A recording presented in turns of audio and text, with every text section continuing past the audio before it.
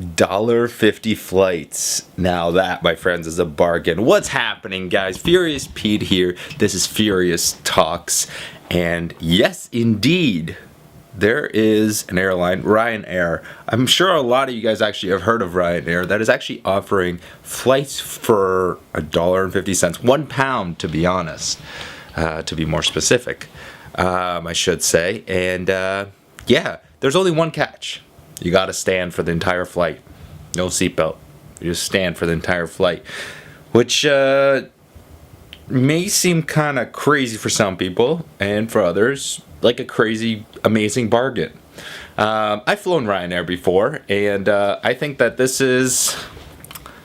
I don't know. I'm indifferent about this idea, to be honest. I don't think it's a horrible idea. However, I have been on flights that have had pretty crazy shitty ass turbulence. However, Ryanair defends that by saying that there really isn't that crazy of turbulence over Europe, because that's where the flights would be. Ryanair is a Europe-based airline, so originating out of London and flying to flights around Europe.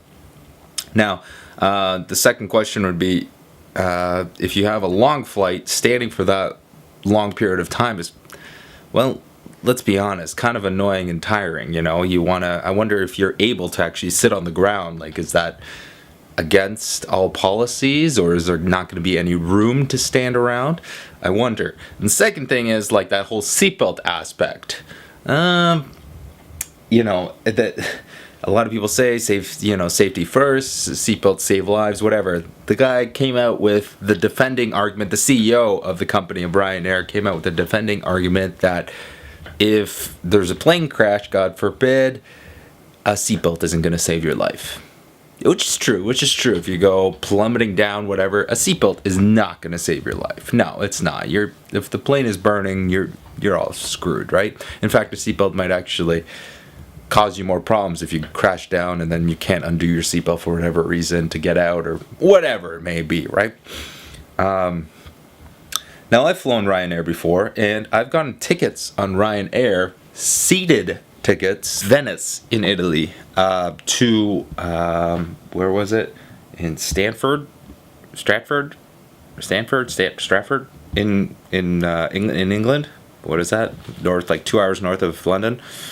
Correct me if I'm wrong. If you are watching as Stanford, it doesn't matter. Anyways, long flight, 2 hours, whatever it may be, or maybe an hour and a half. But I got a flight for, what was it? It was £6. So that was like $13 or something flight. Then it cost me $15 to check in baggage. Now this airline has a lot of weird policies. For an instance, if you don't print off your boarding pass and you go to the airport, and you don't have a printed boarding pass, you have to pay $95 to print off that boarding pass. So your flight costs you $1.50 to have that standing room. However, it costs you $95 to actually just have your boarding pass and actually board the plane. Then it costs you $96.50 to actually go on that flight. Then it doesn't really seem worth it, now does it? However, a flight for $1.50, I think that sounds pretty damn freaking awesome. Especially, like, I mean, it's gonna cost you more to get to the airport than take that flight. It's true.